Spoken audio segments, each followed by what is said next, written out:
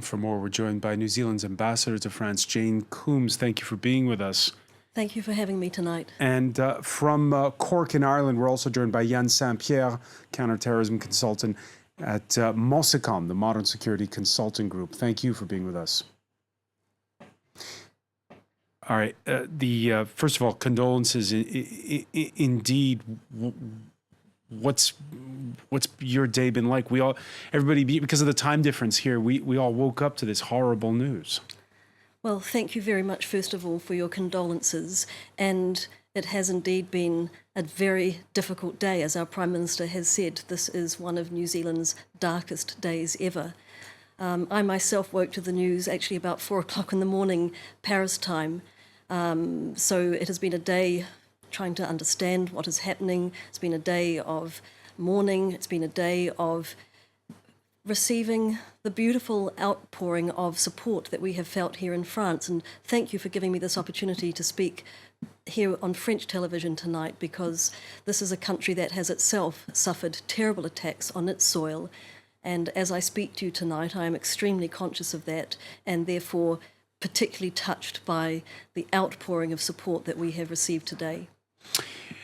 It comes in a context where radical attacks here in Western Europe have gone down dramatically since the worst of it back in 2015. And this particular attack, people are asking themselves why. There is the question, first of all, of what we know, because I know that the law in New Zealand is not the same as it is here in France or in the United States, for instance. So, for instance, police refusing to confirm about the other 2 suspects. They're not saying whether or not there was just one shooter or several. Why is it that the process is perhaps more secretive than it would be here? Well, from my point of view, it's a very normal process that is underway in New Zealand, and I'm extremely proud of the work of the New Zealand Police Force. I think the fact that they responded so quickly, so effectively, have put suspects in detention, that one is appearing before a court tomorrow, is, in my view, a demonstration of the extraordinary response by the New Zealand forces. You are right to say that this is a shock to New Zealand. We have not experienced an attack like this before. It is inconceivable to us. It is deeply confronting. We are a country that lives in great harmony. We are a very multicultural community. There are more than 200 nationalities or ethnicities in New Zealand. More than 160 languages are spoken. We have a very strong and proud history of being a country that lives together in tolerance and compassion, and, to use our Prime Minister's word, in kindness. So yes, this is a deep shock to us. And yet one single person or one very small group of people can not only carry out an attack like this one, but advertise it over social media and all of the major platforms, Facebook, YouTube, Twitter. They've said they've been taking down these horrible videos, because it was a 17-minute long video that he filmed with a body cam of himself, and yet they're scrambling to try to take it down in other parts. So what's your reaction to that? The fact that, well, with the new technology, we're behind the curve, it seems, on this. Well, again, I'm not going to sit here and comment about the way the management of the situation on the ground has been unfolding.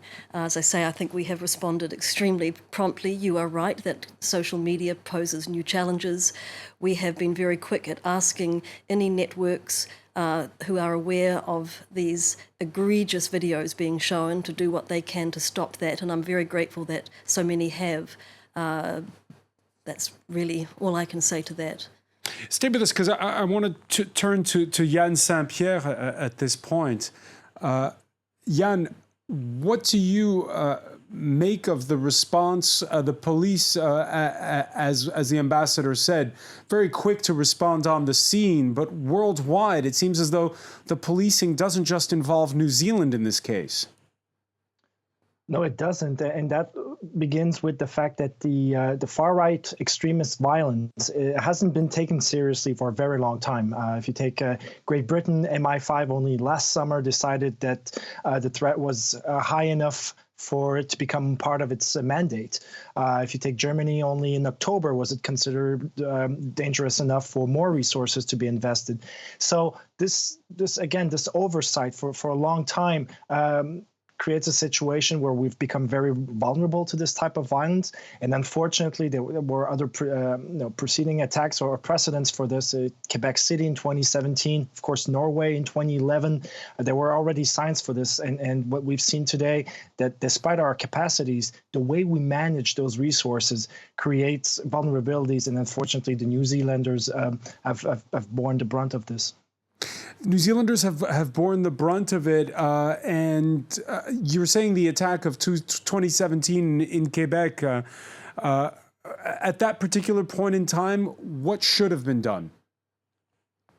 Well, outright condemnation. One of the biggest problems with this is that the attacker, for example, was seen, well, he's isolated. It's not that big of an issue. It's probably linked to mental troubles and so on and so forth, rather than understanding that the echo chamber for extremism today is one that's worldwide. It's not just about local communities anymore. It's about being able to go online and meet like-minded people that encourage each other, that spread the hate, that spread the messages. They find a certain degree of acknowledgement, of reception for their ideas, and they feel emboldened by this.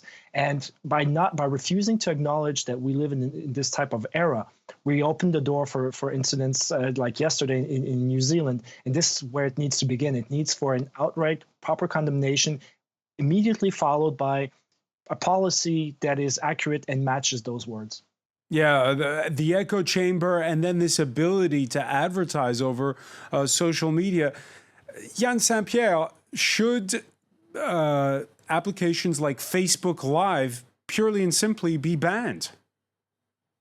That's a very good question, but I know for a fact there are other organizations working really hard on tools for the reaction to be much quicker. But it begins once again with the human factor. By this I mean that social media providers themselves, whether it be Facebook or Twitter, be more receptive to have the content removed rapidly. There's always this issue of the balance between free speech and hatred, hate speech that could lead to something else. And this discrepancy, this lack of proper involvement in doing this, creates a situation where we're talking about should we ban social media or not, when there are actually tools that can improve this. But again, there's such a high reluctance to use them that we're always then a step behind. Yeah, sitting here in Paris, Ambassador Coombs, we can't be further away from your home country and yet in his letter he talks about visiting France and being discouraged by the loss at the ballot box of Marine Le Pen in 2017. I don't know if any of that is what triggered this horrific act, but the fact that the world is a smaller place means that the echo chamber described by Yan St Pierre, how do you deal with that at the global level? Well, again, I'm not going to comment on the inquiry which the police have underway in terms of the particularities of this case. I will say, however, that we in New Zealand, you may think we are far away. From our point of view, of course, we feel very connected to the world, and we have a long history of being deeply engaged, working with partners across the globe against terrorism. We have worked with France, for example, and many others, supporting liberty, supporting tolerance, and being thoroughly engaged, albeit as a small nation, to your perspective, on the other side of the world. So actually, although up until now we have not suffered a terrible attack like this on our own soils, we have never felt that we are immune from these global currents that you were talking about. And that is why we, as I say, work closely in partnership with those who share our common values, and why we have responded as strongly and vocally as we have to ensure that the airways are filled with our complete rejection of the ideologies that were behind this particular attack. Before we let you go, Ambassador Coombs, a word about Christchurch, because we've seen the outpouring of support locally there. We saw the captain of New Zealand's rugby team, Kieran Reid, who was in lockdown. He was picking up his 3 kids at elementary school, I believe. How's Christchurch doing? Well, I can only imagine the grief and the distress that those living in Christchurch have experienced and are experiencing. These kind of attacks, they do affect us all. New Zealand is a population of some 5 million. We are a small and very closely knit community. So all New Zealanders will feel very connected to what is happening in Christchurch, whether we are there in Christchurch or not. Ambassador Jane Coombs, I want to thank you so much for joining us. I know you're expected on our French language channel. Thank you very much for being with us. I want to thank as well Yan St Pierre for joining us from Cork in Ireland.